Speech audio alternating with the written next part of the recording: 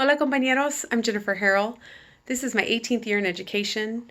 I am currently a dual language instructional coach in Round Rock ISD, which is a suburb of Austin. I have experience in dual language from first grade through 12th grade. I've taught early exit and 50-50 Gomez and Gomez model, and currently we're using the 90-10 model at my school. What I know about dual language is that it's a additive model. We want to maintain their language and add to it. It's not subtractive. Whereas when I was teaching an early exit, we were getting them into English as quick as possible. We're not concerned with maintaining or advancing their Spanish at all.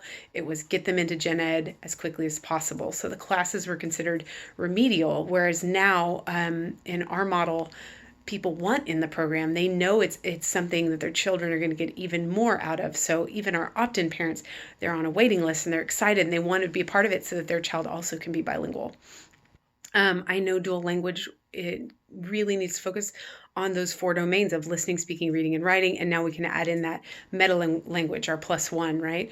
We want to make sure that we're using our time to focus on our 3 areas: English, Spanish, and our metalinguistic analysis, our bridging, giving children the time to make the connections between their languages, especially now that our populations are changing. At least in Round Rock, we have so many more simultaneous bilinguals.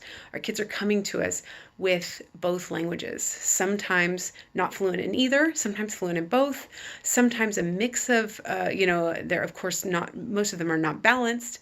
And it's not the way it was when I first started in dual language, where I either had students that had no English or had students that no Spanish, but now we see this mix of, we even have some opt-in students that are English dominant, but maybe they went to a Spanish immersion daycare. We're just seeing a different mix of kids, and we need to make that space for meta language.